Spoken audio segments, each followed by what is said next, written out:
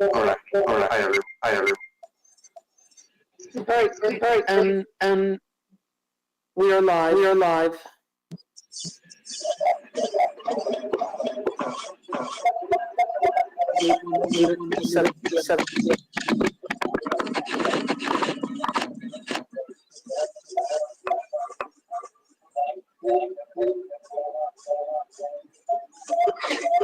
You all mute yourselves. I know many of you probably are, but there's a little bit of feedback.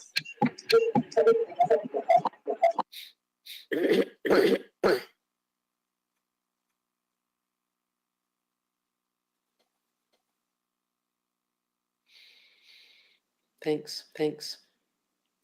Great. It is 7 p.m. and we're going to begin our virtual committee of the whole workshop. Today, Tuesday, March 10th, 2026. We're starting right at 7 p.m. Madam Clerk, can you please call the roll?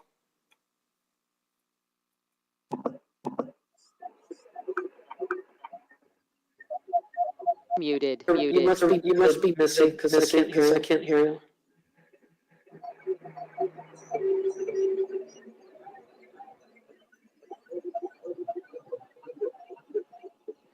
We still don't hear you. Mayor Karen Cunningham. Present. Vice Mayor Mark Meritzer. Present. Councilmember Patrick Fiore. Present. Councilmember Steve Cody. Here. Councilmember Marsha Madsen. She's here.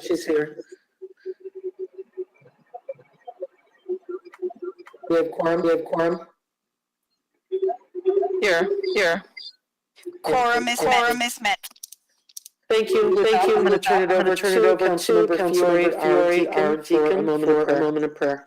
Thank you, Madam Mayor. Tonight's reading, if everybody can hear me, is from 2 Corinthians, chapter 4, verse 18. So we fix our eyes not on what is seen, but on what is unseen. Since what is seen is temporary, but what is unseen is eternal. Amen. Thank you, Patrick. If we could all please stand for the Pledge of Allegiance. Colonel Morano, can you lead us in the pledge? Yes, ma'am. I pledge allegiance to the flag of the United States of America and to the republic for which it stands, one nation, under God, indivisible, with liberty and justice for all.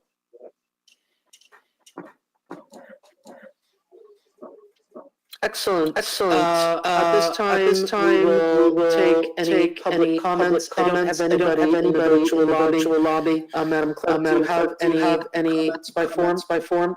There were no public comments submitted by tonight's committee of the whole workshop.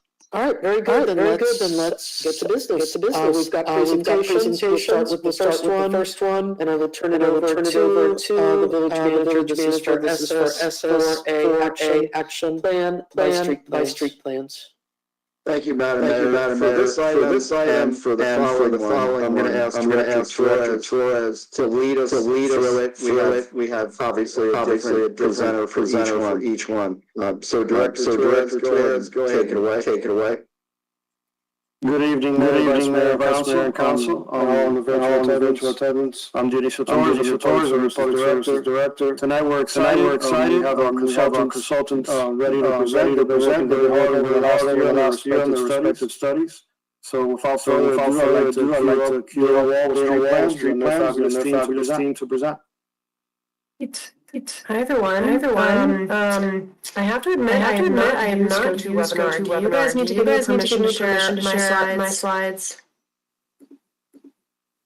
Got it. Never mind. Pulling them up now.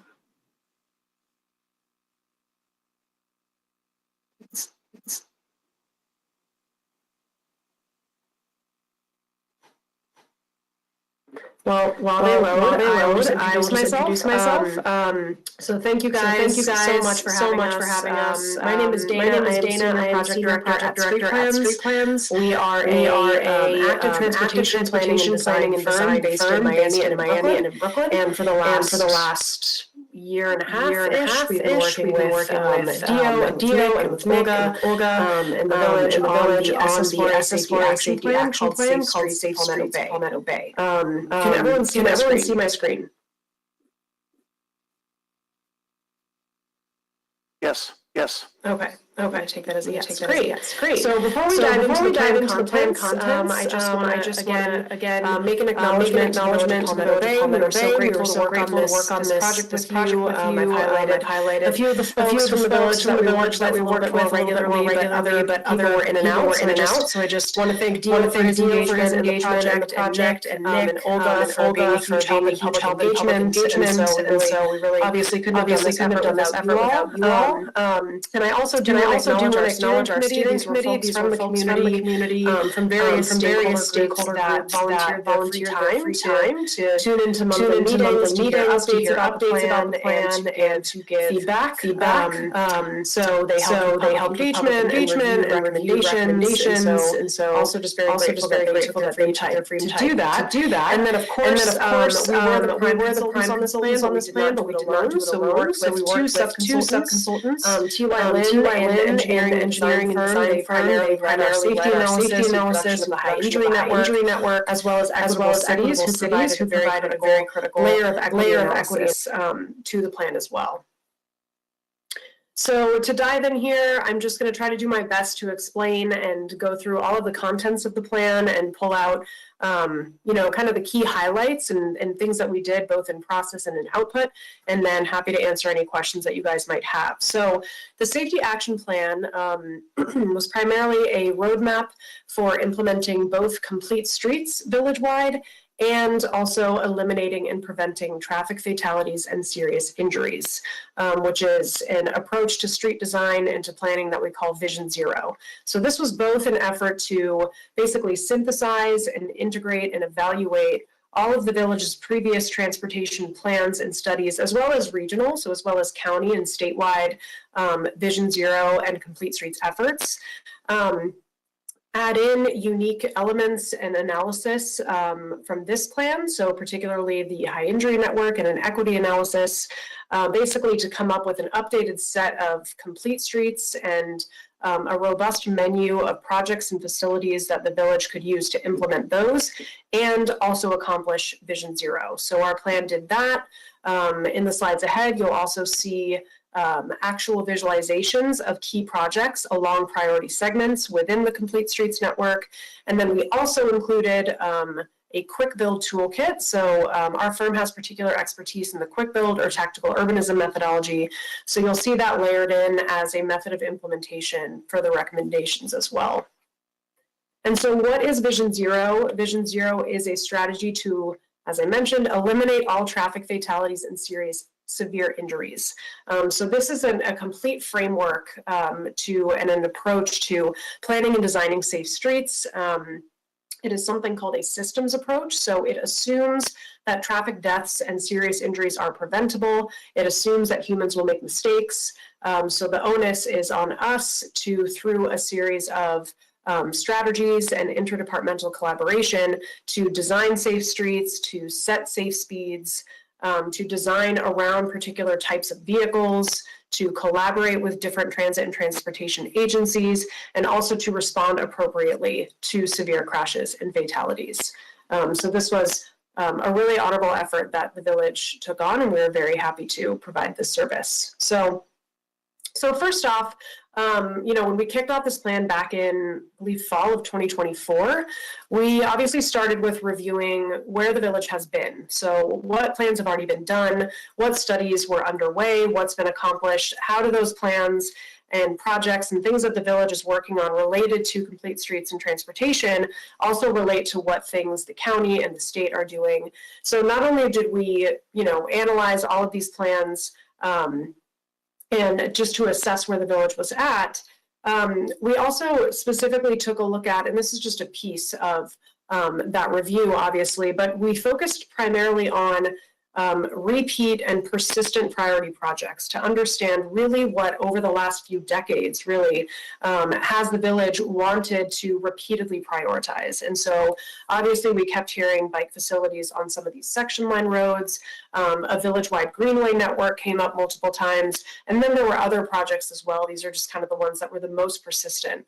So we really took a look at that to try to understand where your priorities lied. And then, you know, after reviewing the plan, we came up with just a few key takeaways from the actual plan here that I'm presenting to help really guide our work. So, you know, first and foremost, obviously, complete streets has been something that, you know, the county and the village has been working on, but we wanted to make sure to layer in really the most updated best practices in street design and facilities. We knew that the safety analysis of this plan was also going to add a little bit more of a layer of urgency in implementing some of those persistent priority projects. We integrated a facility called a neighborhood greenway into this plan, which you'll see again, which in a few slides, which integrates really and kind of brings together into one network all of the traffic calming efforts that the village has been pursuing. And then finally, like I mentioned, you know, the village has not yet really robustly done a lot of quick build and pilot projects. And so we saw that really as a good opportunity to add into this plan and to offer another route of implementation.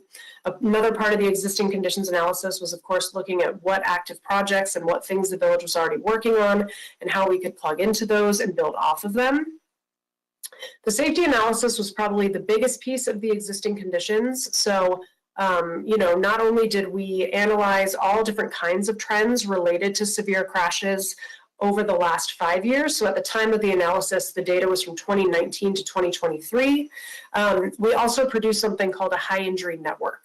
So a high injury network is a map that identifies very specific high risk streets and intersections where you might see a disproportionately high number of traffic fatalities and serious injuries. So through the analysis, we came up with high injury network segment candidates and intersection candidates. These street segments and intersections were primarily at along major roads, so arterials and collector roads within the village, as well as the intersections of those arterial and collector roads. So all but one of the fatal and serious injury crashes happened on these roads. There was only one KSI on a local road, so we chose to focus on the major roads. We also expanded the types of crashes that we included in the analysis because fortunately, there were actually a relatively low number of fatal and serious injury crashes within the village. So we expanded what we included in the high injury network to also include minor injury crashes. So those are crashes that resulted in non-capacitating injuries, just to make sure that we're expanding as much as we could to help identify some of these key hotspots and locations that we needed to focus on. And then these segments and these intersections were basically ranked by severity score. So, you know, that is every different type of crash gets a different severity score based on its level of fatality. So a fatal crash gets a really high score, and then obviously it just goes down from there. So crashes along these segments are added up, and then basically they just get ranked so that the highest score is where the most severe crashes happen, and lower score is where not quite as severe crashes happen. So this produced the high injury network. So this is essentially where the most and most severe, so highest number and most severe crashes are happening within the village. So that's really distilling, you know, pages and pages of a lot of analysis. We layered in equity analysis as well. So these are the census tracts within the village where you see a very high proportion of minority individuals as well as carless households. So we layered the high injury network on top of these census tracts just to get a sense of where these disproportionate impacts of traffic violence might be happening and how these communities might be affected. And this was something that you'll see in how we ranked the priority segments later on. And so the final piece of existing conditions was just inventorying as much as we could what is already existing in the village. So we inventoried pedestrian facilities like the sidewalk network, the presence of high visibility crosswalks, various types of pedestrian traffic signals. Obviously, we mapped an inventory of the bike facilities and the bike network. The same thing with transit, so all of the Metro bus and other transit routes along US 1 and the bus stops, and then we undertook mapping all of, as much as we could find and document, the 120 plus speed tables throughout the village, as well as other traffic calming facilities like chicanes and traffic circles. So finally, moving on to public engagement. So after we did our due diligence and really dove in and understood where the village was at in terms of priority projects and existing facilities and goals, over the course of about 8 months of public engagement, we hosted 6 in-person events. So we had a public workshop. We also went out into the community and rode bikes along the high injury network segments and did walk audits. We had a series of mode-themed mini workshops to really dive into bicycles and pedestrians, traffic calming and transit, to hear how folks, feel getting around the village on those various modes. We popped up at Coral Reef Park last summer to present some of the draft recommendations. Obviously had an action plan open house where we also in-person presented the draft recommendations for the plan. And we also had a demonstration project, which I'll show in the next few slides. There's just a few images of those engagements. We were very active online as well, on social media. So this is where Olga was a huge help, and Christina as well, in the newsletter. And we also had a project website. So for those 8 months, we had online surveys that would automatically populate geolocated feedback. And so this was really helpful as we dove into where exactly we were going to concentrate our recommendations within the village and along the high injury network. The demonstration project was one of the final in-person events that we did last year. It was a pilot project along the high injury network segment in front of Coral Reef Elementary School. The goal of the demonstration was really just to illustrate in real life some of the facilities and the new recommendations that we might be making for traffic safety in the plan. So, this project was installed over the course of a couple of days. We had a really good number of community volunteers that were facilitated by the elementary school PTA. And so in 2 days, we were able to install a few curb extensions to slow the turning movements of vehicles, shorten the pedestrian crossing distances. And we also painted solid and installed barriers along an already hatched area right at the crosswalk there to kind of create a visual pinch point and encourage cars to slow down as they were passing by the entrance of the school. So given all of the public engagement, the safety analysis, the equity analysis, and our existing conditions, the first output that we came up with that was really the framework for our recommendations was the Complete Streets Network. So we developed a network of 20 individual Complete Streets segments across 4 categories. So we really wanted to think about the recommendations in this plan as routes and very much network based. So all of these routes that you see here, the different segments, are primarily categorized based on either the most common land use along those corridors and or where people might most likely be traveling along those corridors. So what kinds of amenities are there? What are they ultimately trying to get to? And so we have safe routes to commerce, transit, school, and recreation. And then this really guided our specific project facility recommendations. So just like we took inventory of all the bike facilities, pedestrian facilities, transit, and traffic calming, that's how we categorized very specific infrastructure recommendations for each one of these segments. And one of the reasons that we categorized them in this way was so that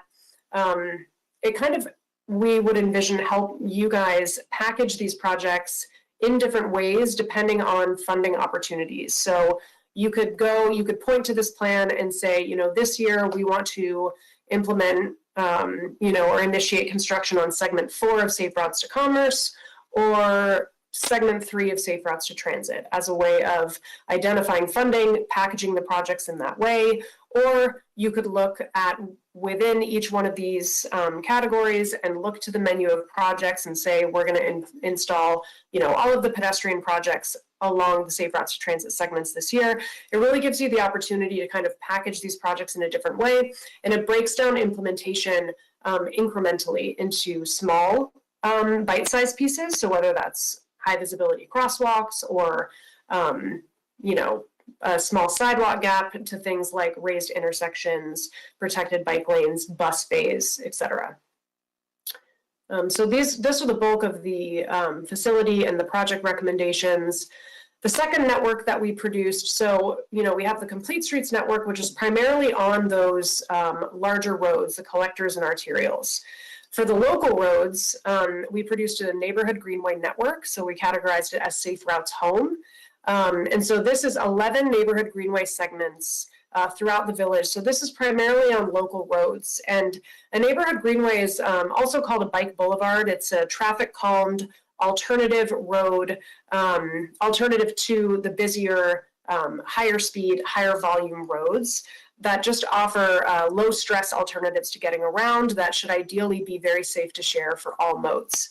And so again, these are low volume, low speed streets. So basically we, spent a lot of time looking at, volume and speed data on these local roads, and then just strategically what would be the best routes given that data, and then given the adjacent Complete Streets routes to really provide efficient alternatives for traveling throughout the village. And these neighborhood greenway routes are really where you might see a little bit more of your traffic calming, especially quick build traffic calming that is included in this plan. So getting a little bit more granular here. So we're, as a part of the plan, like I mentioned, we developed 10 key projects or priority projects. And the way that we arrived at those was to first evaluate all of the Complete Streets segments to come up with priority segments.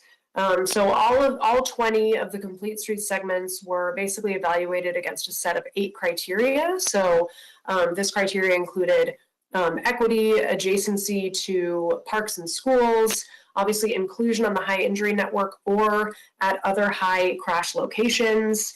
Other criteria included feasibility of implementation of the projects being recommended along that segment, how many projects along those Complete Streets segments had been identified in previous plans.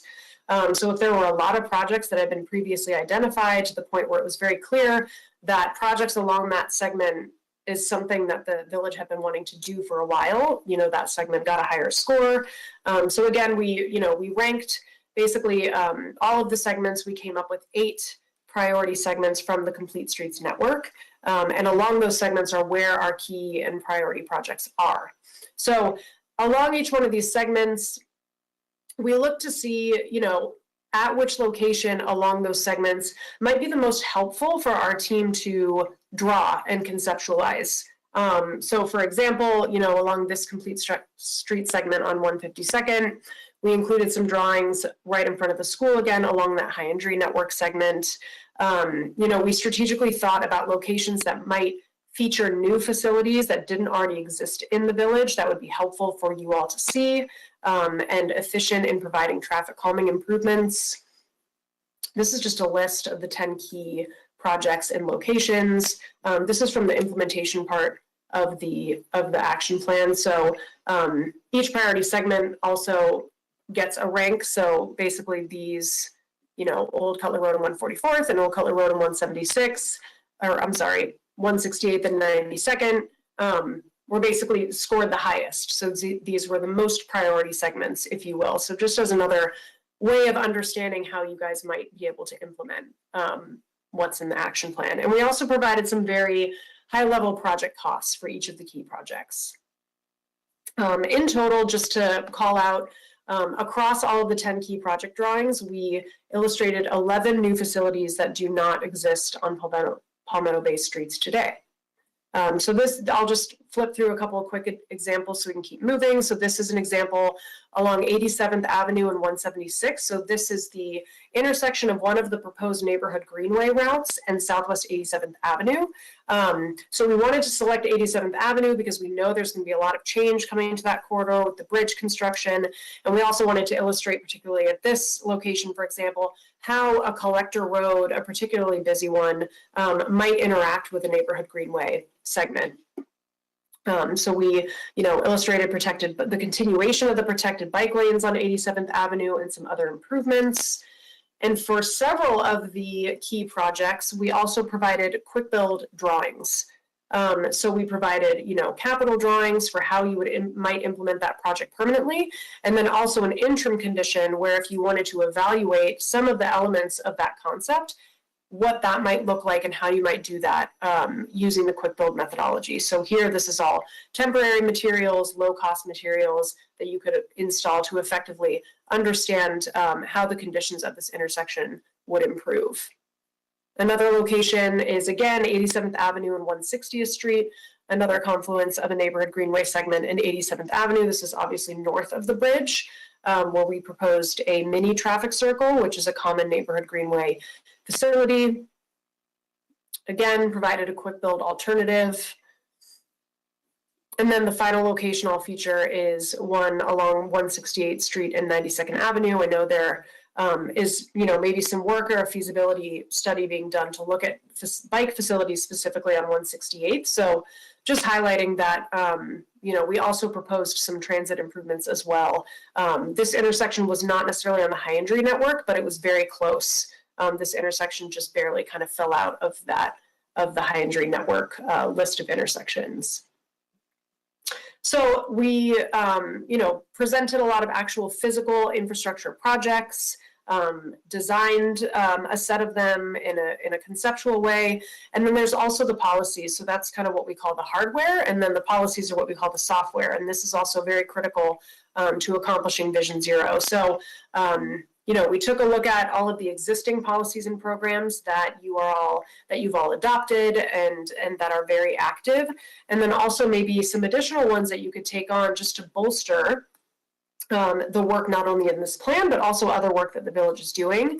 The safe systems pillar here, this is just that category in that diagram of Vision Zero in the very introduction of this presentation. So there's safe streets. So that's actually designing streets to encourage safe driving and traveling behavior.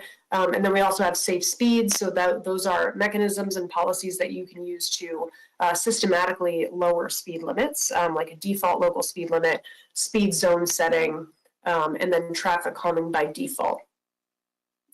Finally, just a few more minutes. So a note on implementation. So we did include a number of different next steps and implementation strategies in the plan, but I just wanted to highlight the Quick Build Toolkit. So we went through all of the key project drawings and all of our proposed facilities and basically highlighted the ones that we think could best be implemented using the Quick Build methodology. So this is just one spread from the plan. I think that we have upwards of maybe 25 facilities here that we just describe and then have some imagery just to show you how that translates from Quick Build to capital.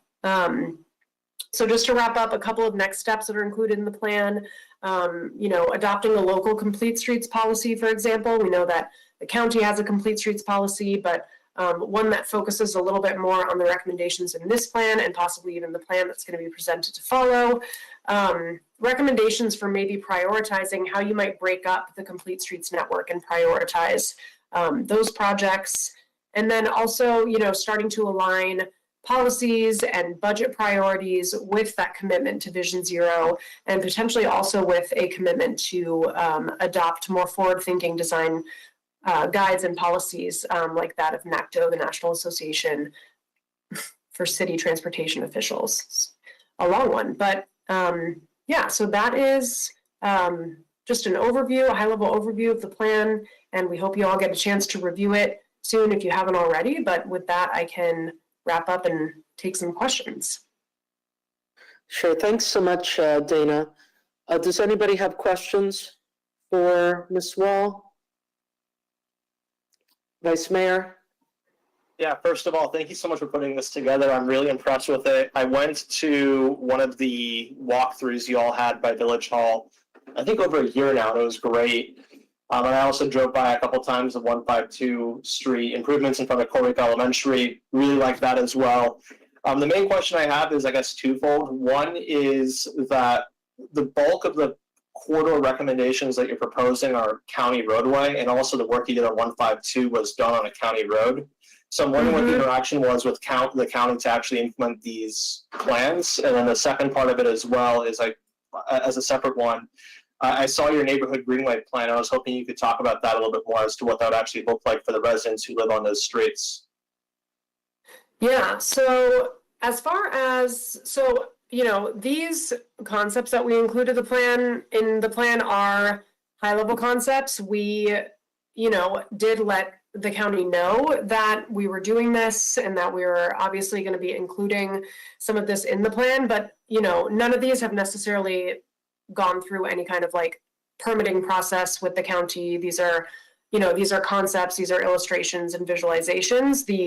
I do acknowledge that it's a jurisdictional hurdle, I guess, that a lot of the recommendations are on county roads, but unfortunately that is primarily where we see a lot of those severe crashes in the village. So I think that, the county would be very much open to collaborating on these concepts. It's essentially, these are here really as a guide for the village to bring to the county. For example, when the county is looking at proposed improvements on Southwest 168th Street at the moment, using this plan to say, hey, these are some of the goals that we have. These are some ideas that we've come up with, just to kind of help, really be a lot more involved in that process of designing those streets. So again, to answer your first question about the county, these weren't, necessarily things that were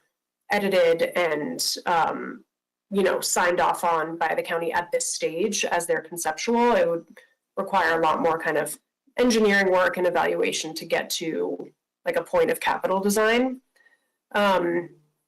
And then as far as neighborhood greenway segments, so I guess if I can scroll down a little bit further, I wish I had a little bit more of the quick build toolkit just to remind myself of everything that we have in there. But so facilities that we typically recommend for neighborhood greenways are a lot of traffic calming devices. So again, those are chicanes, which you do have in the village. The center chicanes that just kind of create that slalom effect, encouraging cars to slow down.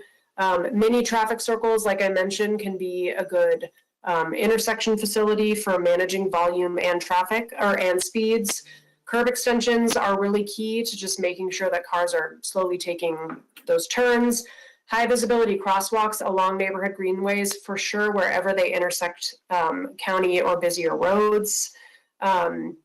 We do also recommend occasionally, depending on the condition of the street, protected bike lane facilities on neighborhood greenways. So we have not designed all of the neighborhood greenways. It's essentially, we design the network, which is where you should definitely focus those kinds of traffic calming improvements, but actually designing the segments would be a next step. Does that answer your question? Thank you. Are there other questions?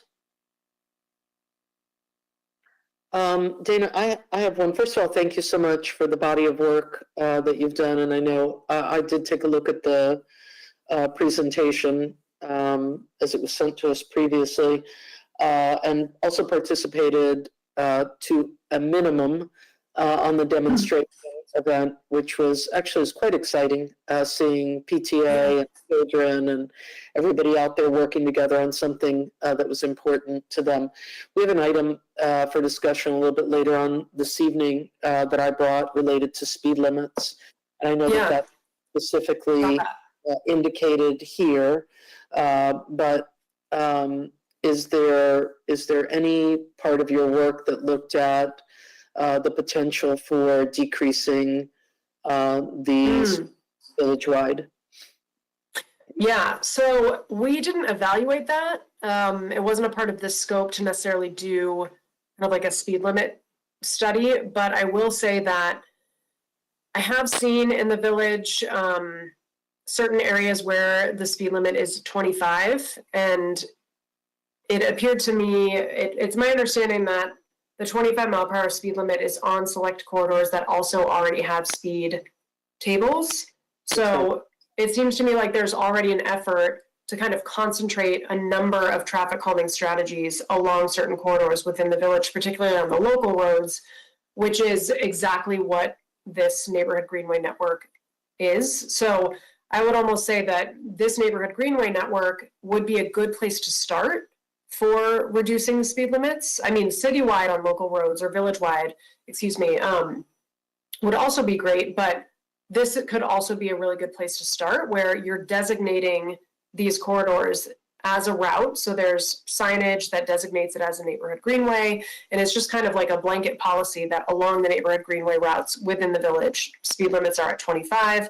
And then you also complement that with actual design facilities in the roadway that encourage, by design, cars to slow down. I'm not familiar.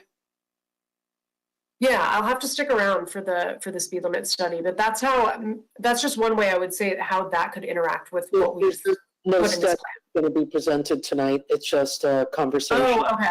Yeah. Oh, got it. Yeah, so I think that this framework is almost, I would say, a good place to start for that speed reduction as well. Thank you. The second question, I recall in the study something related to 144 and 67th. Yes. Yeah. Could you just go into a little more in depth on that particular priority segment? Yeah, so let me see if I can zoom in. Thank you. That was problem number 2 for me. If you see, I'm like up close to the screen trying to see. Yeah, so 67th Avenue and Old Color Road from 144th to 67th Avenue were priority segments. This segment of Old Cutler Road, I believe, was actually one of the highest ranked high injury network segments. And then 67th Avenue was not on the high injury network, but it was evaluated, I think highly as a priority segment because we did get a lot of anecdotal online feedback about a perception of safety, about unsafe traveling speeds, unsafe vehicle maneuvers, and then also just based on, I guess, the potential and the capacity for improvements along 67th Avenue as well. So in a nutshell, I think that's really what kind of bumped it into the priority segment category.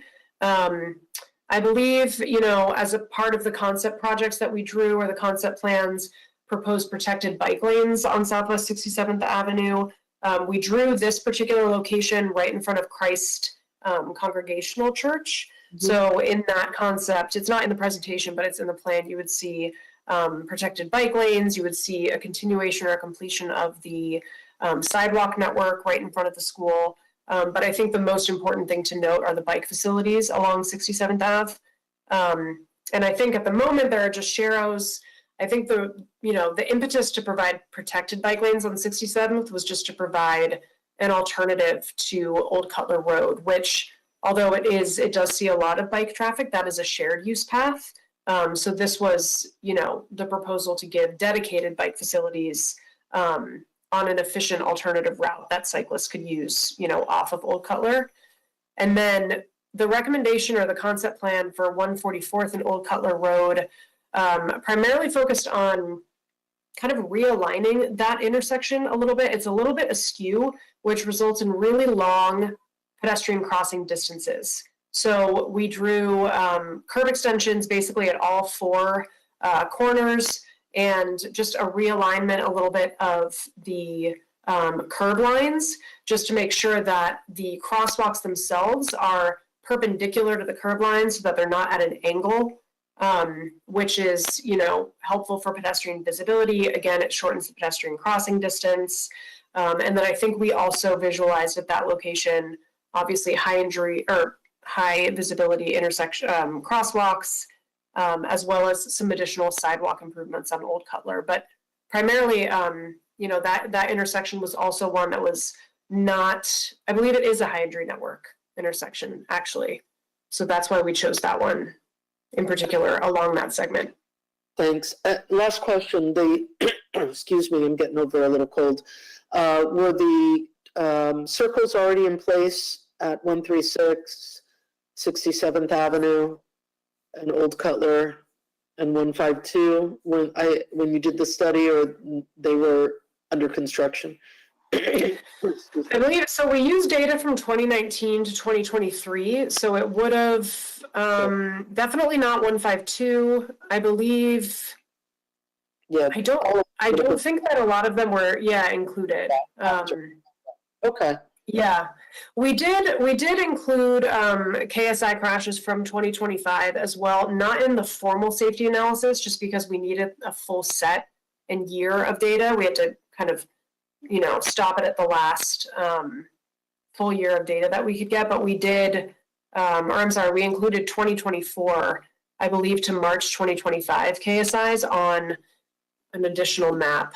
So that was just, not necessarily a part of the data analysis for the high injury network, but it did go into it. We did factor it into just our analysis and facility proposals and recommendations as well. So these gray dots were the ones that were outside of that 2019 to 2023 analysis. So we did factor them in, but they weren't in the formal because we just didn't have the full year. Okay, great. Thank you so much. Are there any other questions? Councilmember Cody? Thank you, Madam Mayor. Could you scoot down to the quick bills section, which I believe is in 04? Yep. Well, no, the one showing the streets like 168th. Oh, yeah. Not the toolkit, but like this. Actually, the one above this. Yep. 87th. Yeah. You give certain cost estimates, but I've noticed in some of these pictures where sidewalks don't exist, you show sidewalks being installed. The cost estimates you give don't include the cost to the village in doing the condemnation that would be necessary to acquire the property upon which the sidewalks would be built. Is that correct? Yeah, the cost estimates also really only include what is in the viewport, if you will, of the drawing. So it's very much like it's very much a location specific cost estimate. So whereas some of these facilities are linear potentially for miles or not miles, a mile, a half mile. We're only really including the cost estimate for the portion that you see in these drawings. And I thought that we were, I guess I thought also that the village right of way, we were not proposing anything that was not in village right of way, but I guess if there are costs to acquiring the right of way, our costs are just strictly about, construction of the facilities. You're talking more about pouring the cement as opposed to buying the property on which the cement. Yeah. Okay, I just wanted to make that clear. Thank you. Yeah, of course. Thank you. Anything else? Councilwoman Matson? Yeah, thank you. Thank you. Can you hear me? Yes. Okay. I noticed that on your priority listing initially, on the high injury listing, that there were a number of sites on Dixie Highway, but that it looks to me like only one of those major listing, and that was Hibiscus and South Dixie Highway, or US 1, right? Yes, US 1 and Hibiscus. So I wonder if you would explain why that is, since so many of the high injury accidents occurred on US 1. And then secondly, please explain that project, what you would do about that. Yes. So one of the factors that went into selecting the priority segments was feasibility of implementation of the recommendations in the plan. And so we wanted to come up with recommendations and provide a framework for you all that was ambitious, but was also something that could realistically be implemented. And that's not to say that the village can't work with the state and, DOT to make improvements along US 1, given that it's an incredibly dangerous corridor. But we did want to make sure to include as much of these other projects within the village that might be more feasible just from a regional collaborative standpoint. So that's one of the factors that went into why you only see one segment on US 1.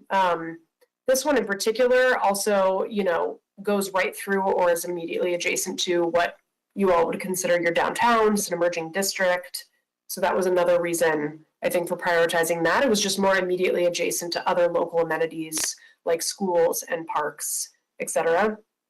On Hibiscus Street, so we chose that location along this priority segment because Hibiscus Street was also one of those kind of persistent projects or persistent streets that we saw in a lot of previous transportation plans as one that was desiring bike facilities. It's also, one of the main streets that really connects, that goes right through downtown and connects US 1 directly to Franjo Road. So on Hibiscus Street, basically we proposed actually a pair of one-way bike lanes. So a raised bike lane heading toward US 1 on Hibiscus Street, and then a raised bike lane heading in the other direction toward Franjo Road on Indigo Street. And the reason why we only chose one-way raised bike lanes was so that there was enough roadway width to also do on-street parking on the other side of the street. On-street parking is particularly appropriate on Hibiscus Street just because of the nature, just because of the land use. It's more of, kind of an urban street, or it will be, I guess, as downtown is developed a little bit more. And the on-street parking also can be a traffic calming measure for complete streets. So a raised bike lane combined with on-street parking on the other side of the road, and then at Hibiscus Street and South Dixie Highway / US 1, we proposed, again, another realignment of that intersection just to make sure that the crosswalks were perpendicular to the curbs, high visibility crosswalks, and we tightened the curb radii, or proposed tightening them, just to slow turning movements of vehicles in particular turning onto Hibiscus from US 1 to make sure that those turns were slow and safe. I have a follow-up question. Yeah. Does this project include both the northbound and the southbound parts of US 1 where there's Hibiscus, or is that just strictly within the northbound going east into Palmetto Bay? Yeah, no, it does. The US 1 southbound, so basically between 168th and 184th, is also considered. It was also a street that we considered, yes. Okay. But this northbound segment was the one that made it into the priority segments. Okay, thank you. Mm-hmm. All right, Mark, did I see your hand up? Go ahead, Vice Mayor. Yeah, if you could go ahead, and I would love to know a little bit more about the NACTO background as to how it incorporates into this plan, and also how you've seen other jurisdictions across Miami-Dade County or also Florida implement NACTO locally, and also why it's important too. Yeah, so NACTO is, again, National Association for City Transportation Officials. It's essentially a membership organization. I mean, you can become a NACTO city. So once you basically adopt the NACTO design guidelines, you are a NACTO city. You get access to, various resources and guides. So NACTO is an entity. They produce a lot of really forward-thinking design guides for urban street design, protected and separated bikeway design. They're really kind of at the forefront of what is best practice for this kind of work for complete streets and Vision Zero specifically. So just by default, a lot of the design work that we do at Street Plans aligns with design work that NACTO proposes. So the mini traffic circle, for example, is a facility that came out of NACTO. And a lot of, other, bike lane facilities and things like that. You also see those in other kinds of guides like AASHTO and more engineering guides. But NACTO is really, I think, kind of newer. And essentially what it would be is, the village would kind of adopt the NACTO guidelines as the new I guess, book or manual, or as a supplemental manual for street design. So it might just promote, the use of different kinds of design facilities that are not otherwise in something like MUTCD or the Highway Design Manual. I'm trying to think if there are other.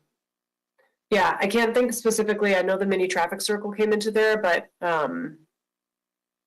yeah, does that answer your question a little bit, or do you? Perfect. Thank you. Yep. Okay, anybody else? Nick, and I don't, does anyone have discussion? You want to talk about this or make comments? I don't, Madam Mayor. Thank you, though. I think it's important. First of all, Dana, thank you and your team for a fantastic effort. Really appreciate it. Regardless of whether they're county right-of-ways or village right-of-ways, we do intend to work with the county. There are different funding programs that come from time to time through county sources. We do believe, again, regardless of the source, that having this program on the shelf will put us in a much more competitive position for those type of opportunities. So just want to thank you again, Dana. Great job. Yes, of course. Thank you all. Nick or Dia, what are the next steps for us as a council? Is this, are you going to be proposing project? I heard what you just said, and I do agree with you that having a plan is helpful, especially if we're looking for grants for priority projects.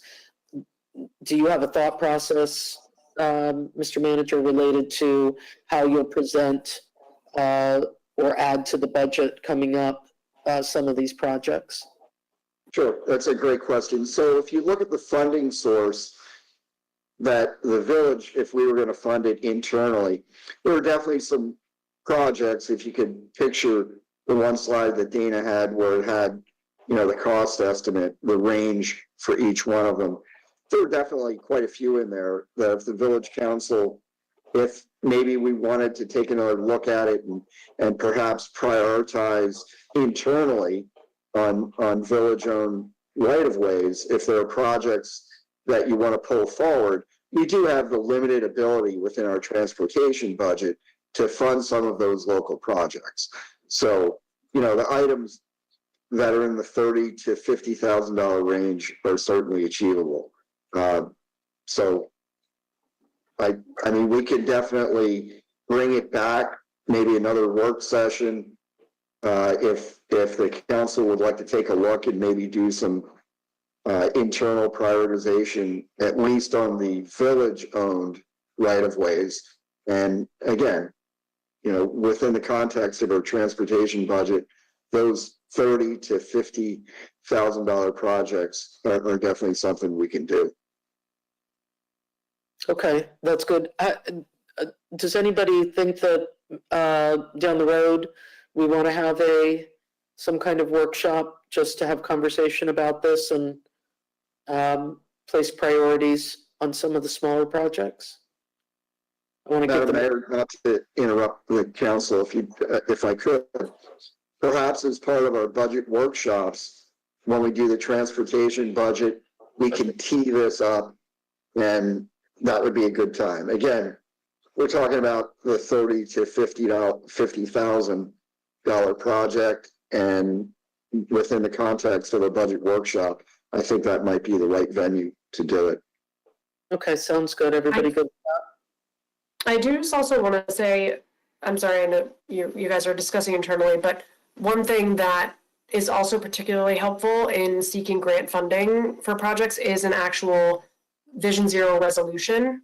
So oftentimes what comes in conjunction with adoption of plans like these is also a commitment to pursue Vision Zero over X amount of years. So whether that's, the village committing to accomplishing Vision Zero by 2035, usually it's a 10-year timeline. And so I think that that is also just something that really helps bolster grant applications for projects like these as well. So it's just something to think about as, you know, you go into adoption of the plan potentially in the future, is also drafting up, you know, or considering a Vision Zero resolution or commitment to that is something that is really helpful.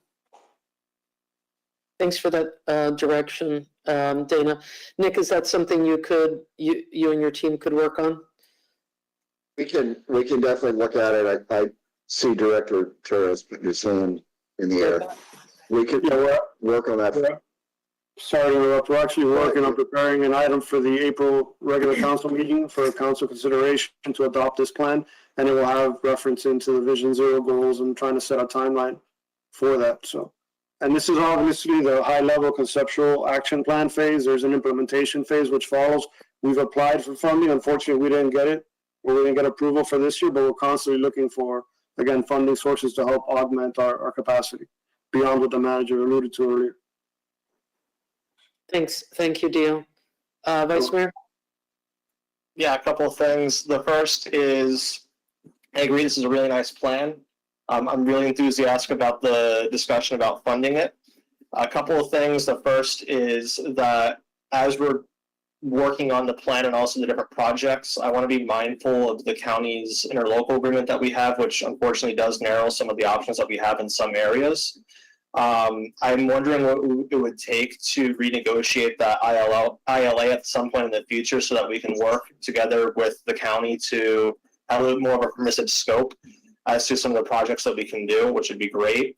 The other part of it too is I'm wondering, as we're implementing these quick build projects, it seems to me that a lot of the materials are very similar, regardless of what the project is. So for example, we need barriers or other materials like paint to work on these projects. I'm wondering if there's a way that we could somehow get some of the materials and in-house some of that and do that at scale so that we could reduce costs programmatically, so that instead of going from project to project, we're able to just have an entire program and we're just implementing it in-house, so that we can work a little bit more effectively with that limited budget. Just wanted to throw that idea out there. Okay, thank you. Anyone else? Okay, great. Dana, thank you so much. I don't know if you're still on the line, but thank you. Appreciate you. Yeah. Thank you all very much. Have a good night. Thank you, Dana. Awesome presentation. Thank you. Yep. Thanks Thank all. you. All right. So with that, we will move to item 3B, Village-wide Multimodal Transportation Master Plan by Marlin Engineering. And I think we have Walter and Myra on the line. Nick, I'll turn it over to you, or Dio, either one. Hey, Myra, how are you? Hi, good evening, everyone. Next, we'll have our next heavy hitter. Obviously, there's a lot of work involved in all these studies. So again, thank you for your time and your patience. And with that, I'd like to turn it over to Myra. I mean, obviously, Dana's was more safety focused, so that was a primary objective. Marlin's study is more, village-wide into different modes of transportation. So it's a little bit overarching, or, a larger scope, if you will. So with all that being said, Myra, please take it over. Okay. Can you see the PowerPoint slide? Yes. Okay, great.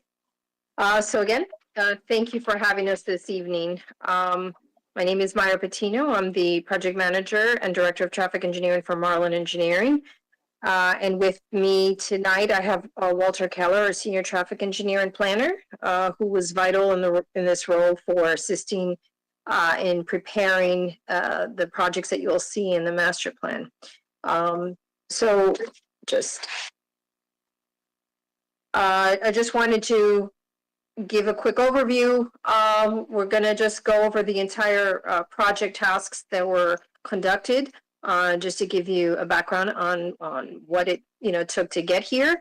And so we're going to go over the project, the data collection, our findings analysis, extensive public outreach that was conducted, and the list of projects and next steps. So this multimodal transportation plan is a replacement or an update of the 2004 transportation plan that you had in place. So it's a 20-year update. It was, overdue, or, we're by, I think, about a year behind the tentative schedule of the 2024 action plan. But what I think the critical element of this plan is that it has more of a multimodal element than the previous one to 20 years ago. So that is, there's a major focus on the Transitway, the SMART program, and we looked at the 3 different horizon periods, 2025 to 2030, 5 years, a 10-year plan to 2035, and then the long term for the next 20 years. We had some goals and objectives to improve safety, connectivity, promote sustainability, reduce congestion, support the economic growth of the village, and engage with the community. But we wanted to highlight that these are goals and objectives that are consistent with the village's comp plan, the Miami-Dade TPO's LRTP, and actually the Safe Streets for All project that Dana gave a wonderful presentation on just now. So we actually coordinated with Dana and her team because our projects were going in conjunction at the same time. And I'll just give you a little overview of our project timeline. We started this at the end of 2024. And since the beginning, DO had us, liaise with Dana and her team to see also in particular how we could engage with the public and piggyback on some of the events that they were having. And likewise, we were sharing, survey information and data findings in tandem. So we were, working seamlessly as a team for these 2 important village projects.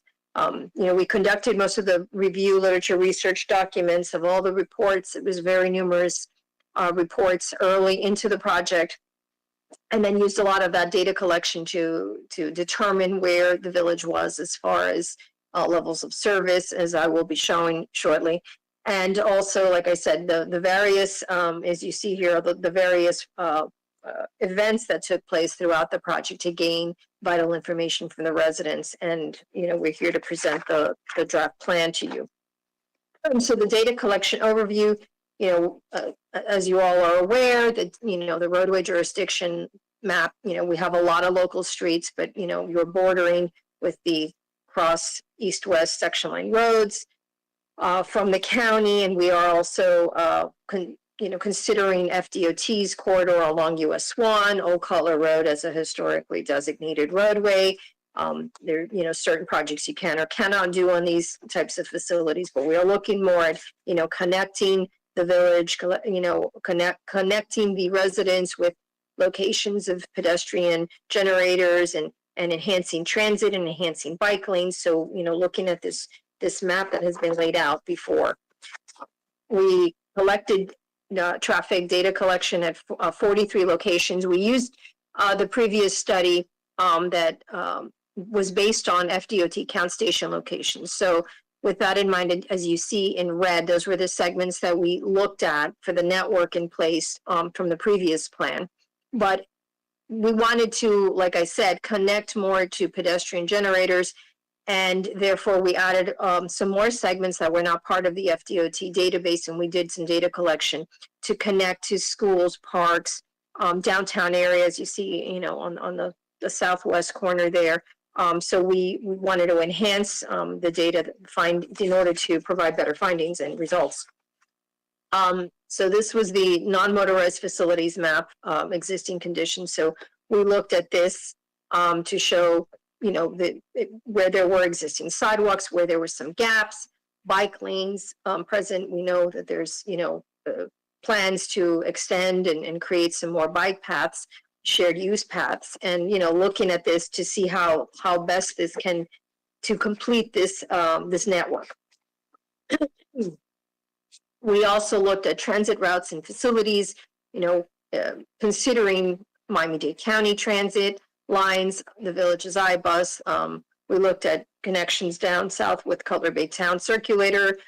We also looked at the types of bus stops and, the amenities that were being provided, locations for parking, for park and ride, and, and this was also considered for the future projects.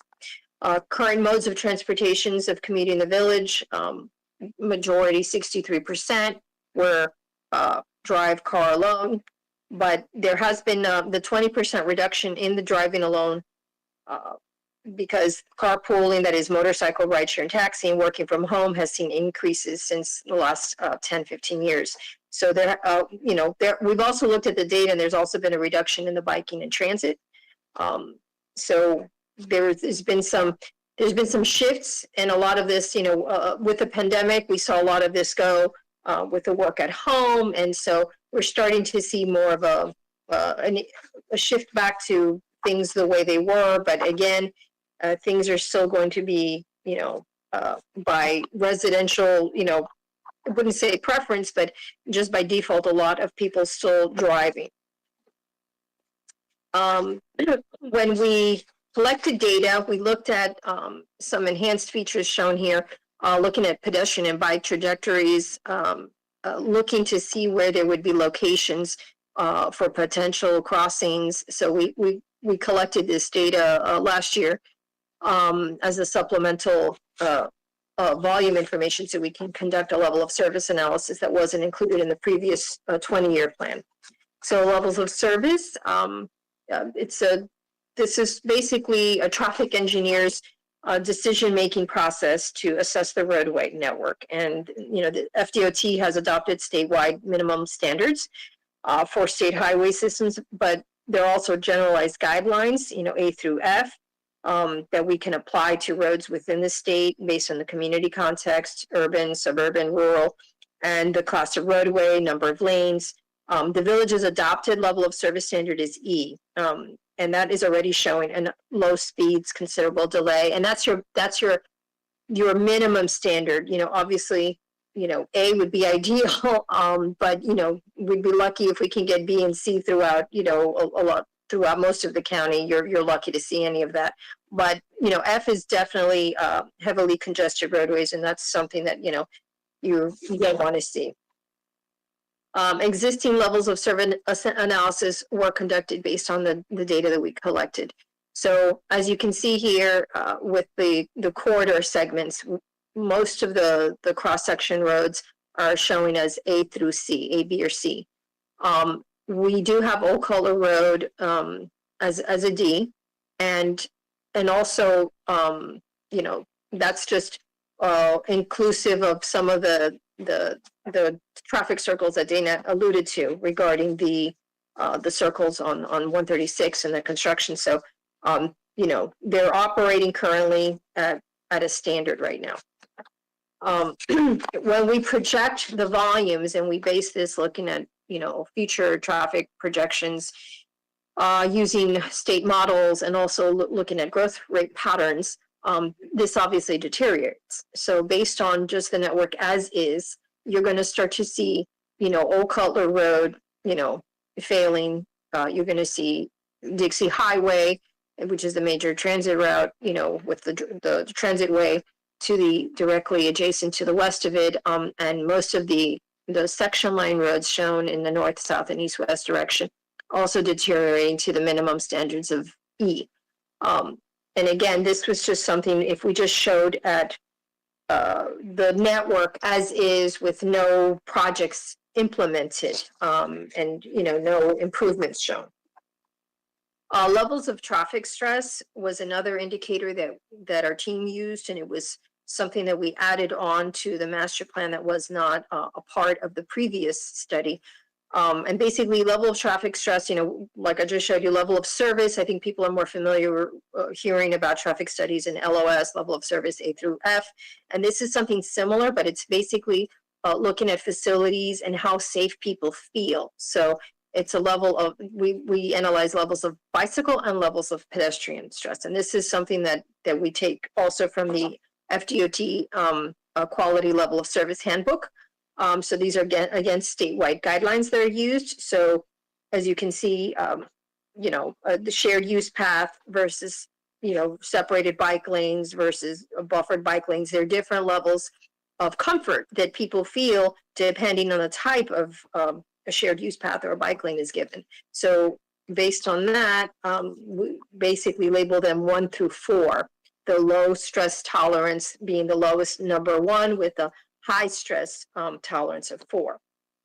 And again, those are the most vulnerable users at the level of traffic stress number 1. And so when we looked at the data that we collected using our cameras and our video detection, we noticed currently the pedestrian level of stress network, we're showing, walking network at an LTS of 2, 3, and 4. And again, 3 or 4 is not suitable for children or people with disabilities. And we took some of this data, we weren't able to collect pedestrian and the bicycle data at all of these locations, but most of this information was obtained from the 2023 Palmetto Bay Bike and Pedestrian Master Plan. So we used that data and applied the analysis for the methodology. Similarly, we're looking at bicycle levels of traffic stress, and you see a lot of them again shown in red. We're showing level of traffic stress for bikes 4, meaning again, children and vulnerable users would not be comfortable riding their bikes on these segments. During the most recent 2021 Smart Move study, there was a need to highlight separated and or protected facilities for biking. So this is something that we not only did we were able to show this, analytically using the volume data and the analysis, but we did hear this a lot with the residents. And just, segueing into that, our public outreach efforts. So we included 4 types of public outreach efforts: events, digital mapping, public online surveys, and stakeholder meetings. We conducted 3 community events: the village picnic, the walkabouts and handlebar surveys, and the village farmers market. And then we also had a stakeholder advisory committee that included, representatives from the village, representatives from the county, TPO, FDOT, a couple of residents. So we had a very good, spread of people from different departments and agencies that were able to give feedback and provide really good information for us.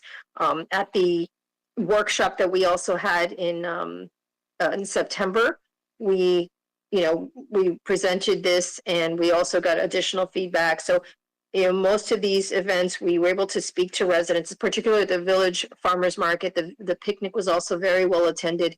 And as I mentioned before, we did team up with the Safe Streets for All team on one of their walking audits. But we were able to take questionnaires and surveys. And so we got very good information from the team. These are just a couple of pictures of some of the events that we were able to coordinate. And so we had an online survey, and based on this, people are using their personal cars to move in and within and out of the Palmetto Bay, but people are still walking and biking and using transit and rideshare within the village, much to a lesser extent outside the village. When we asked people what other forms of transportation they would like to use, walking, biking, and rideshare were the top 3 other modes. About 40% of respondents have school-age children, with over 95% of them getting to school by car. With so many schools located in the village, this is a driver for congestion and traffic. When we asked people how they would like to travel within the village, while many still want to use the car, it was under 50%, so that's a bit encouraging. Many people would like to walk, ride bike, and use transit to travel within their community. So lastly, we asked folks to identify their main challenges when traveling within the village. Traffic congestion ranks the highest, followed by limited public transit options and lack of a connected walking network and biking network for safety. We also asked what improvements would encourage people to use public transportation more often, and most of the time we got back from them additional routes and connections, followed by increased frequency of service as primary improvements that would turn people more to transit. Better coverage ranked 3rd, And when we asked about the types of improvements people want to see in the village, expansion of the walking and biking network ranked #1, followed by more public transit options. So taking all of that into account, we looked at some of the projects also, again, we understand the demonstration projects that the Safe Streets team had been working on. And we also looked at some of the projects underway and under construction, such as the parking garage, US 1, the transit way, 168th Street, the traffic circles that are being built along Old Cutler Road. And we did all that data collection and analysis in order to be able to come up with a list of proposed projects to address the resident concerns, the needs for more connected bike and pedestrian network, the need to provide more transit facilities and amenities. So we looked at, I think we have a total of, I think it was 40 projects, 41 projects, and we're looking at phasing them out, with prioritization in the next 5 years with, as shown here, we have a table here showing the first group of proposed projects for this short term, specifically designed to address the key objectives of the master plan, focusing on areas identified with the greatest needs for safety, connectivity, and reducing traffic stress. So, safety is shown here for the circles, and some traffic calming.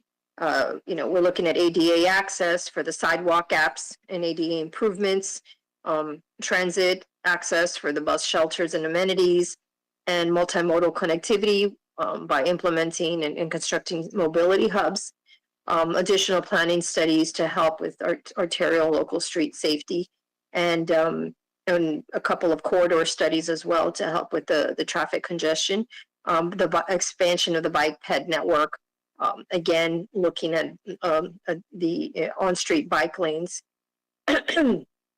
So we're looking at all of these as far as for the next 5 years, and a sample of a conceptual design for one of the projects in the next 5 years is this mobility hub for downtown neighborhood area, where we're showing the multimodal integration of the bus stop, the transit amenities, the bicycle lanes, the enhanced pedestrian crosswalk features, and everything improving that bicycle and levels of pedestrian levels of traffic stress that will create and encourage people to use these amenities more so than having to get into their vehicle and feel safer.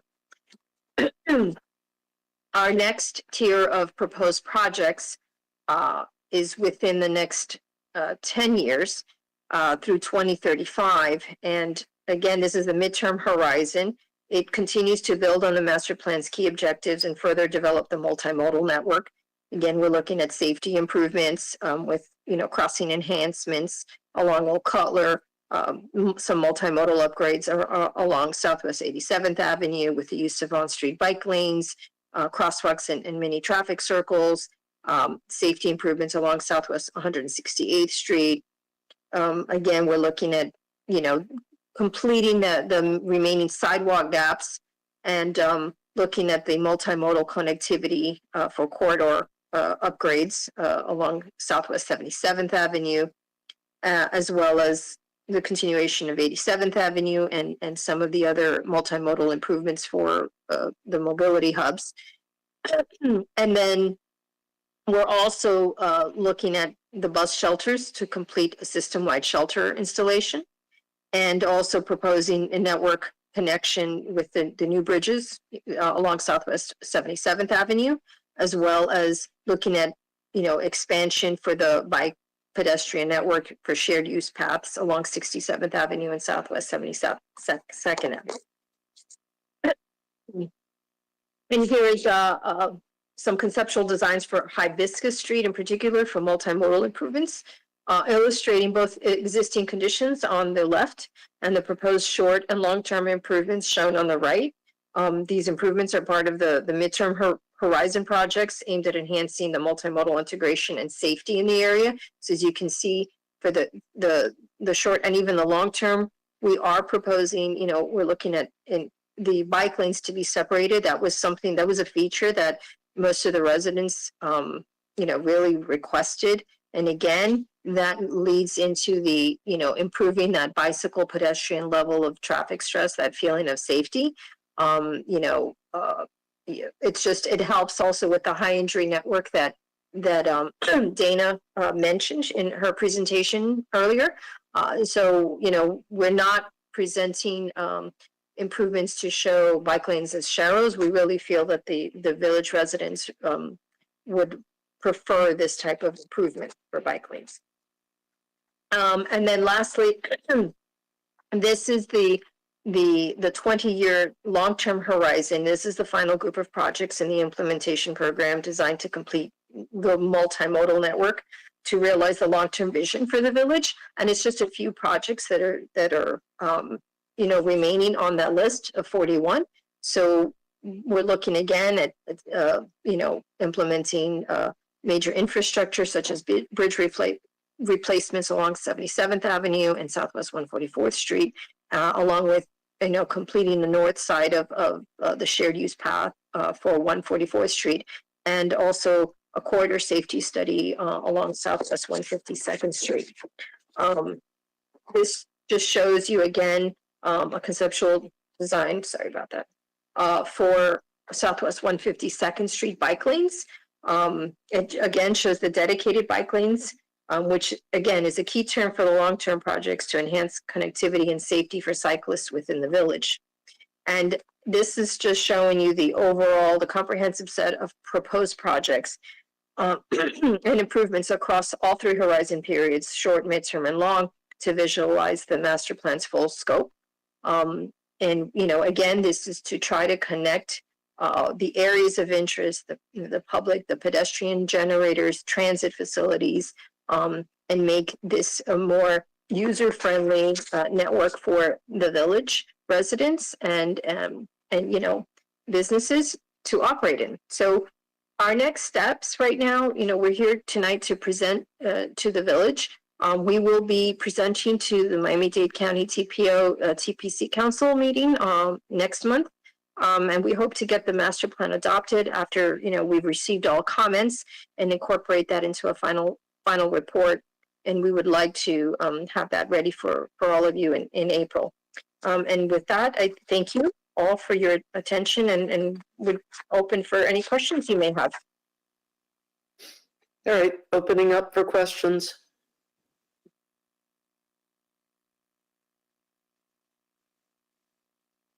Vice Mayor, was that a question?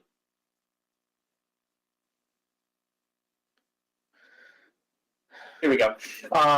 So I'm looking at page 14 of your presentation, and I saw that you have a level of service analysis explaining what it is.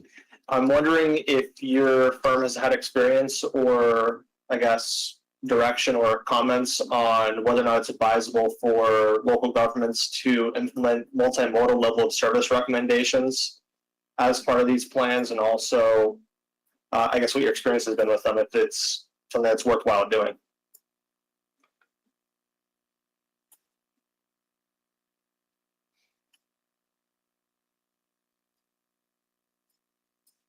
Hello?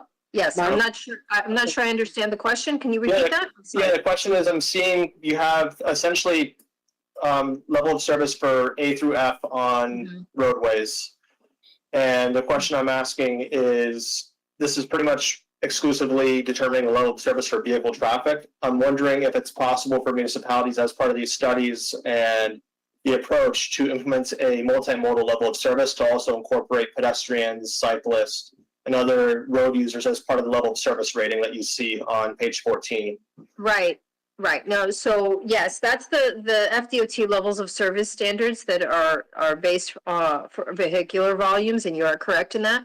What we did was we wanted to enhance that and actually show, more results that are reflective of the types of projects that we're trying to implement as part of the multimodal effort. And therefore we analyzed, with this type of new methodology approach that FDOT has, to conduct pedestrian and bicycle levels of traffic stress. So that's, it's still a planning tool. These are, it's not like we ran a simulation model to show how things would, act with all these improvements in place. But this is just to show and more act as a guidance on planning. It's, this is a master plan. We are looking at planning levels of analysis tools. So that's why we implemented the bike and ped levels of traffic stress. So we feel comfortable with that. Excuse me, Myra, thanks for the presentation. A quick question when I look at the next steps. So you're presenting a plan that we commissioned to the TPC, is that accurate? I think, oh, there you are.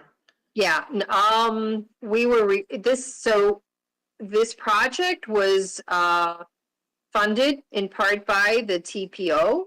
Okay. So we have been requested, I don't know if one of our previous slides, we did show that we already went to BPAC and we got a resolution in support of the project.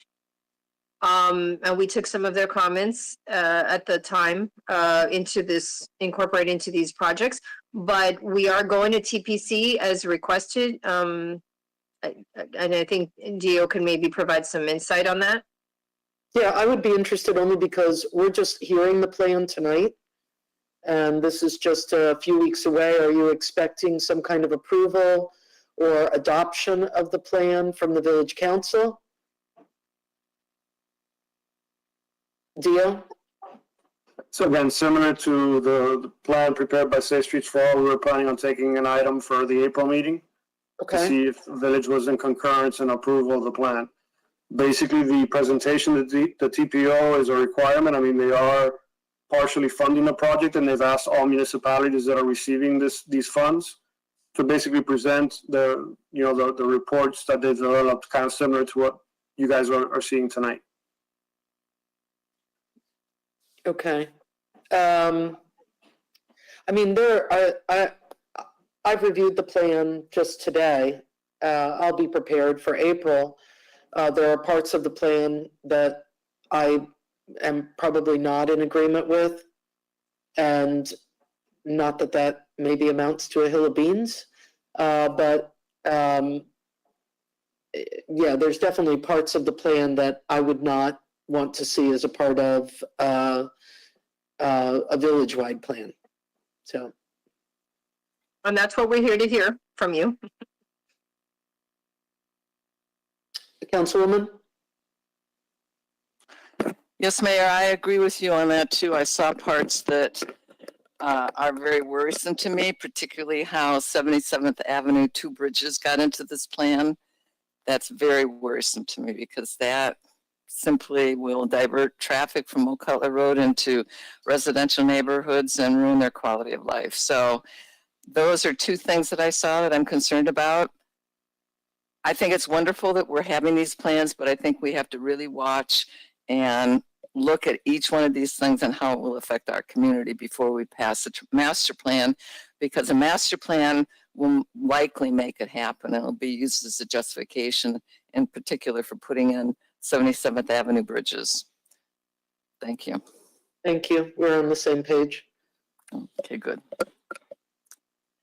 Other questions or comments? Vice Mayor? Yeah, I'm assuming on that point, I know that those bridges have been in the county's plans. I'm assuming as you're crafting this, you're just taking inspiration or taking what the county had planned and putting it into this plan as advisory, or like, I'm just wondering what the thought process was to incorporate the bridging into the plan. Yeah, Walter, please. You're on mute.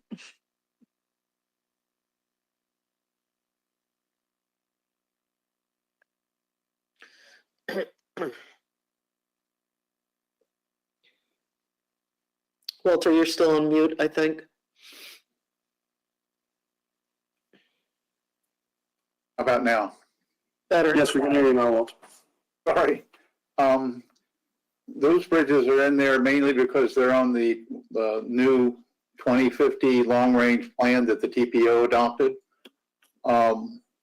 We have noted, though, that those bridges would, of course, bring more cut-through traffic possibly into the village. And so, things need to be done, such as traffic calming, and studies need to be done to minimize any impacts those might have.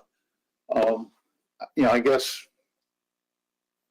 since this is your plan, we can possibly look at the possibility of trying to move those bridges down. I think from the long-range plan, the bridges, while they can bring more traffic into the neighborhood, they also can help with emergency response times. But we know that we don't want to encourage more cut-through traffic. And so provisions would need to be done after those bridges, so say they get built, and these are in the longer reaches of the plan.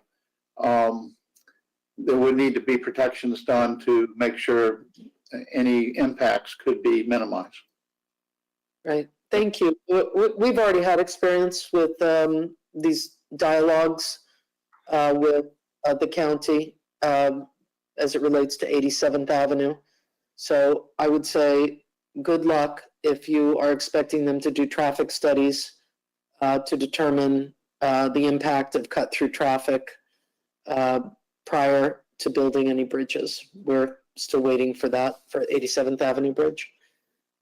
So, okay, are there any other, go ahead, Vice Mayor. Yeah, I mean, just as a follow-up to that, I'm looking at the proposed projects, and I just wanted to ask the consultants as well on top of, I guess, the bridges. Do we have any additional proposed projects that are in this plan that are not already on the TPO's long-range transportation plan? And if we were to adopt this plan, would the TPO presumably have to adopt our proposals into their plan? I would say that most of the projects that we have are mostly, say, bike lane type facilities, sidewalk facilities. We're not widening any roads in that nature, except for the instances where there are some new bridges being proposed. But most of the stuff is proposed to limit the size of the roadway network to protect the landscaping and do multimodal improvements that sort of try to connect better to the South Day Transit Way and the BRT stations for longer distance trips on transit. Yeah. I mean, just as a follow-up, I mean, the main thing I was trying to ask is that are there, in the proposed projects that we're looking at as part of your plan, are these mostly from the TPO's long-range transportation plan, or is there a divergence there? And if we do have a divergence from our own plan, I'd assume it would be best for the TPO to adopt it. Our plan is an amendment to their long-term 2050 plan as well. Like, that's what I'm trying to get at. Like, is this straight from their plan, or is it a new thing that we're proposing to the TPO? There are TPO projects, but there's also multimodal projects that we've provided within your plan that aren't necessarily in the TPO's plan. Additionally, I think probably the biggest thing that we're looking for is doing, the bike facilities. And we know from the residents that they want those bike facilities be either buffered or protected, not necessarily be on the street. So there's some instances where the possibility that the bike lane could be a shared sidewalk situation off the street to meet some of those needs. But there's a lot of things in this plan that some of it came from what Safe Streets was doing, and some of it came from the TPO, and some of it we pushed to try to do projects that would, tie into the South Day Transit Way so people could more efficiently use the transit. Of course. All right, thank you. Thank you. Walter and Myra, would it be possible to provide the detailed survey? I know you presented the summary, and I appreciate a good summary, but I have a colleague who enjoys a good survey, right, Councilwoman? So maybe we could take a look at all of the responses, et cetera. I would appreciate it. Okay. Thanks. I thought you would give me a thumbs up, Councilwoman. All right. Are there other questions or comments for Myra and Walter? Great. All right. Thanks so much for your time. We will see you in April, I guess, or you'll hear from us soon. Thank you. Thank you. Thank you. Thank you, Myra, Walter. Thank you. All right.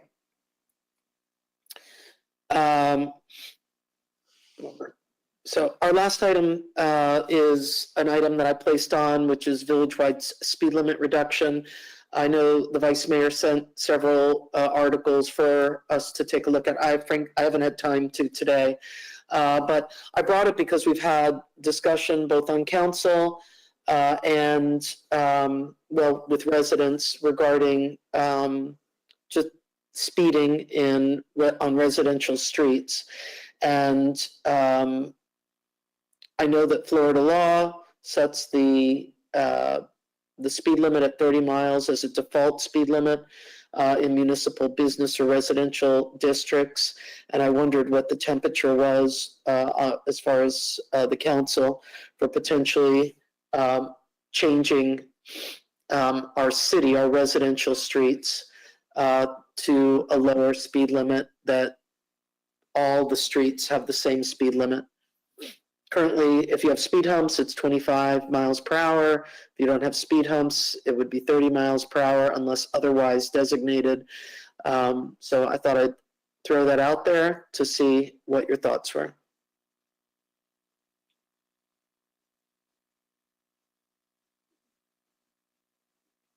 Okay, I see Councilmember Fiore nodding. Vice Mayor, you have your hand up? Yeah, I mean, I can just give a rundown of what I sent earlier. I mean, the key point that I would make with any changes to speed limits is that we can lower them all day. Like, for example, we could set a speed limit to 25 on every single street in Palmetto Bay. I think I would hope the outcome the council would have, and also the administration, is to make our roads safer. And the way our own report just said is the best way to do it from my own view, and also from the experts that presented before us, is that we have to incorporate design elements into the roadway to make people drive slower naturally. And I think we should be focusing more on the actual design so that people naturally go at a lower speed on certain roadway instead of just lowering the speed limit. I'm open to it, but it just has to be tied in with projects or infrastructure changes to actually make it so that that speed limit's actually adhered to naturally, and like you don't have to constantly check your speedometer to make sure you're actually going that lower speed limit. So I would appreciate everyone's thoughts on that. Yeah, I will say for myself, I over the past few days have looked at my own speed as I'm going through residential areas. I usually travel at 20 miles an hour in a residential area. Obviously, if I'm on the main drags, I'm doing the speed limit that's on the the main streets, and therein they vary as well. I mean, we have one street where it changes from, I think it's 35 to 40 miles per hour that's on 77th Avenue. I don't disagree with you, Vice Mayor. I just think also it's cost prohibitive. This would be a much, I guess I'm going to say cheaper, less expensive avenue to take, no pun intended, as it relates to decreasing the speed limit. We don't have money to do traffic calming on every street or street designs. That would be ideal, but I don't think we have the funds to do that throughout the entire village. So. And again, I'm not wedded to anything. So let me bring it. It seemed appropriate because we're having these other safe streets conversations. It's really whatever the council wishes. Councilwoman? Well, I think it's an interesting idea. I'd like to read the studies that the vice mayor provided. It makes sense. It seems rational to me that if speed is lowered, it's safer. On the other hand, and residents often complain, we've all heard this, about how people are speeding down the streets. And We need enforcement. So my only concern is that people might think it's a speed trap or a way of raising money for the village. That might be in their minds if we lower the speed limits and then have enforcement for that. But I'm open to it. I think maybe we should have a workshop, invite people, or do something in terms of a survey about how they would feel about it in order for them to buy into it. So I'm not adverse to it. I'm open to it. Thank you. You're welcome. Anybody else? Councilmember Fiore? Yes, thank you, Madam Mayor. Listen, let's be very frank here. Three of us don't have a lot of time left here. So I think all of us know this when we campaigned. Obviously, and I'll go all the way back to 2010. The number one issue here is what? Speeding and traffic in the village, right? That's it.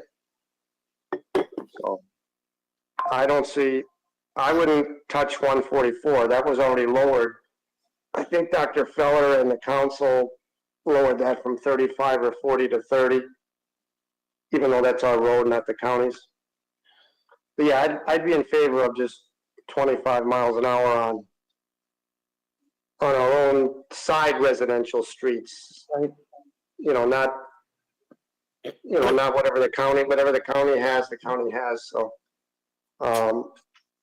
and if it goes slower, if it makes people safer, then I say let's do it, because we don't have a lot of time left. We have 6 meetings left after next month, so I don't have time for a lot of studies and everything else. If it's feasible on the side streets, not on county roads, I'd leave 144 alone. So that's my thoughts. Thank you. And just as a follow-up for you, town of Miami Lakes adopted a 25-mile speed limit across residential neighborhoods. Theirs was through an agreement with Miami-Dade County. I don't know if we would have to have an agreement with Miami-Dade County. And the city of Miami began implementing 25-mile-an-hour neighborhood speed zones, not everywhere, but in several areas as part of their traffic calming and safety programs. And Coral Gables has traffic calming and neighborhood reductions. Miami Beach is using Vision Zero strategy, focusing on lowering neighborhood speeds. Key Biscayne, similar. Pinecrest next door has residential speed zones and traffic calming, but it's not uniform throughout the city. And Mayor, if I may, Roger Poe with the village attorney's office, just to clarify, yeah, there is some coordination that has to be had with the county. I will provide some good news to the council, which is that the county is already currently underway directing the county mayor to work with municipalities in lowering those speed limits, as they've done in the city of Miami and the city of Coral Gables. The interlocal agreement directive actually passed committee. I'm looking at it right now on September 9th, 2025. So that should be coming around back. But you're absolutely right to identify those cities as having interlocal agreements with the county. But I also just want to note that the county is already working on that. Great, thank you. Vice Mayor? Yeah, on that note, I went to a Pinecrest meeting. It was over a month ago now. It was in January. And I actually spoke to one of the council members after the meeting, and he was telling me that one of the things that they wanted to look into was lowering 77th Avenue to 30. And I'm wondering, as we're having a discussion about speed limits, I think it's simple for residents if we can just have one speed limit for all of our roads across Palmetto Bay. It doesn't matter, you can pick 30, you can pick 35, doesn't matter to me. I just think it'd be a lot easier for residents to understand that you can just have 30 across all of the village of Palmetto Bay for our main roads. So perhaps that's something we could work directly with Pinecrest on for 77th Avenue specifically, or the other county roads that we're going to be working with, and just make all of them 30, and we could potentially even collaborate with them on that, because it's something I know that they're looking at. So it could be a great opportunity for us to do that. The other thing too is, my understanding is if we want to lower a speed limit on a residential street, you need to do an investigation of sorts. I'm not sure what that investigation looks like or what would need to be done, so I'd appreciate some commentary as to what that would actually look like before we set that policy as to what needs to be done.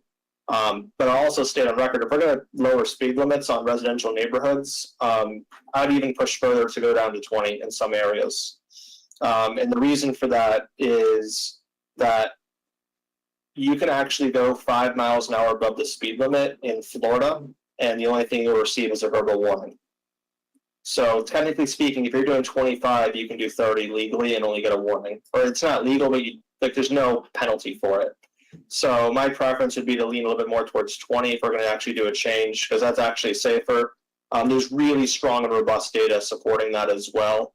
And it's also permitted under Florida law. So if we're going to do a change, I'd like to see two things. One, we see if we can coordinate with Pinecrest on the county roadway to see if we can do a coordination so it's 30 everywhere, both in Pinecrest and in Palmetto Bay. So it's really easy for people to understand what they can do. And then also for our neighborhood streets, see if it can lower. And perhaps something as well, if we want to talk about engagement with the community, one of the things that we could perhaps look into is that if there's a way we can do that investigation that's required by law, so we can already have that justified, but as a separate process established internally, if we can do a petition process where if enough neighbors sign on a street, we could just lower the speed limit based on that request from those residents automatically. So it's sort of like getting your speed bump, and then that speed bump as well, if you have a speed bump on your street already, I think it should already be 20 anyway, because that's the max you can really do. So that way we can work with our residents directly. It's not seen as a speeding trap, and also we have a consistent speed limit across both Pinecrest and Palmetto Bay on our main roads. I think that'd be a really nice thing to do. Okay, so it sounds like you're supportive. My only, not disagreement, but where I differ from you is I'm talking about making a reduction that's citywide, not some streets are 20. If 20 is the number, then 20 is the number, and I'm not disagreeing with the number. Frankly, the science is pretty clear. You know, if a pedestrian struck at like 40 miles an hour, they have about an 85% chance of dying. If it's at 30 miles, the fatality risk drops dramatically, and then at 20 to 25, the chance of survival increases significantly. But what I would like to see, if we're going to move forward together as a council, is that we're lowering speed limits across the village, not this street wants it, that street doesn't want it. You know, it would just be something that we adopt. I have no problem with having management, sorry, I hate to call you management, Nick, having the administration reach out. I don't know if that's a better word or not, to be honest with you. You tell me what word you like. No, but to have the village manager do some kind of village-wide survey, frankly, as Councilmember Fiore says, I don't really necessarily feel like, I think we need to stay focused on safety, and we do have limited time, or at least three of us do, if this is something that you all support. So Roger, on another note, and thank you, I probably should have introduced you at the beginning, but then at some point the time had passed. So is this something that John could have conversation with Nick? You guys represent Pinecrest as well? Yeah, we do.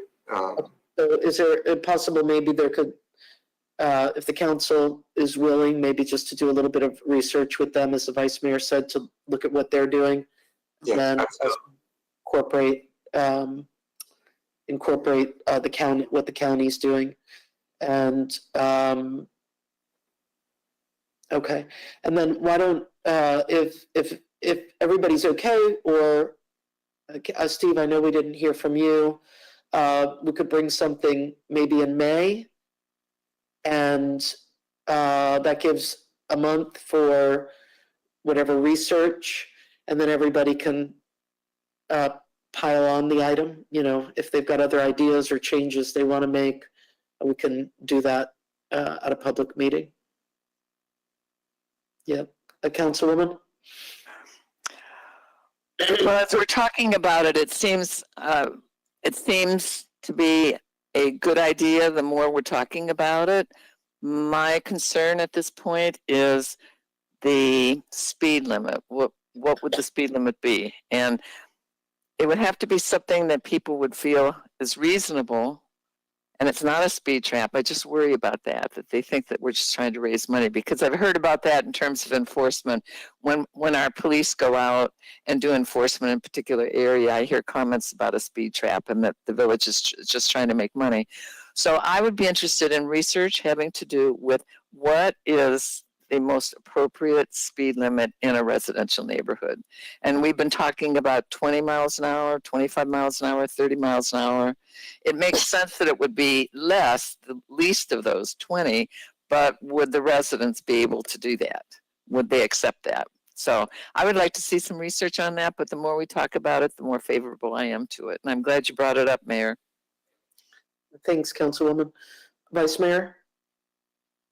Yeah, last thing on the speed trap issue.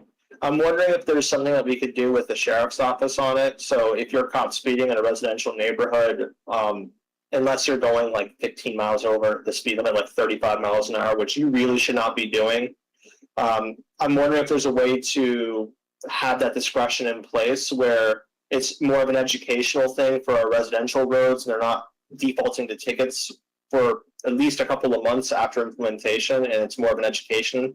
So it's not really seen as a speed trap. And I mean, I'd rather not ticket people for going 10 over for the first couple of months, because that's what it was before. They're going to need some time to adjust and learn. And I don't think residents would be very appreciative of that if we start ticketing right away. So I'm wondering what kind of discretion we have with the sheriff's office to make sure that we're doing an education campaign and also outreach as part of that, so that we're not running into that speed trap concern. Yes, but, I'll be happy to talk to them. I mean, for sure, Vice Mayor, they'll be on board with an education period, no doubt. How long will it be? Will it meet your requirement?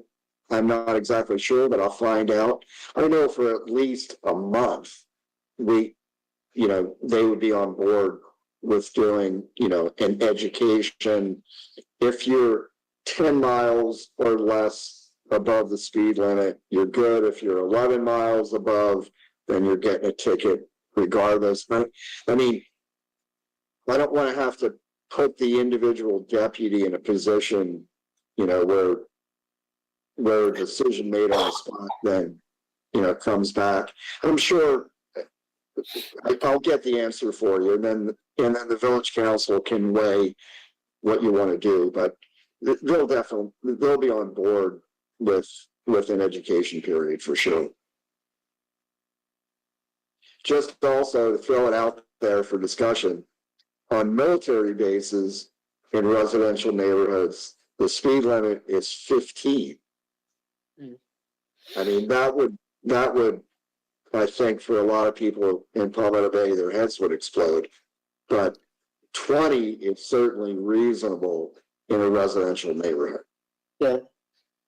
But like I said, for the last few days, I've just been gauging every time I pull into a residential neighborhood. Usually there's people walking in the street or walking their dog. It's almost automatic. To go more than 20 for me feels fast on a residential street. And I don't think it would be a speed trap. If it's every residential street, not the major thoroughfares, but every residential street, there's a learning curve. People are going to have to be educated, as you said, Vice Mayor. But I think that's an acceptable speed. And if you're exceeding it, frankly, you deserve a ticket. We've all gotten tickets at some point or another. Oh, okay, Councilwoman. All right, I'm sorry. Except Councilwoman Matson. All right.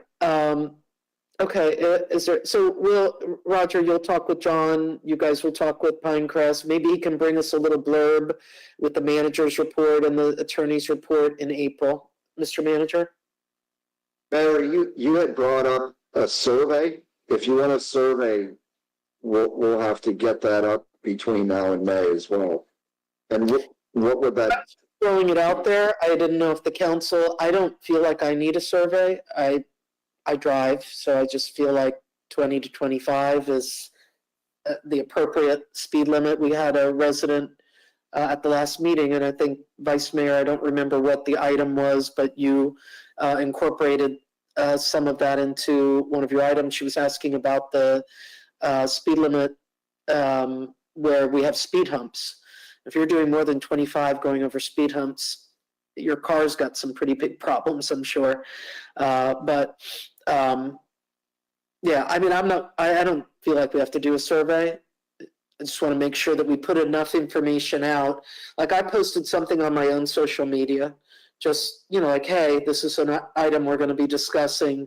What are your thoughts with the poll? I haven't had very many responses yet, but yeah, I just think making sure folks know this is something we're thinking about. You know, they can write to us as well. All right. Is there anything else for tonight? All right. Well, beautiful. I did want to say real quick, Mr. Manager, I know I said it before we came on camera, a million thank yous for Saturday to the staff. I sent an email. If you would please share it with the appropriate staff members. There was just a lot of good fun and happiness on Saturday, and as I said before, I'm still kind of enjoying it. So I thank you very much for all of the hard work. So with that, if there's nothing else, can I get a motion to adjourn? Move it. Is there a second? Second. Okay. All those in favor? Aye. Anyone opposed? All right. Good night, Palmetto Bay. Have a good evening, everybody. Bye.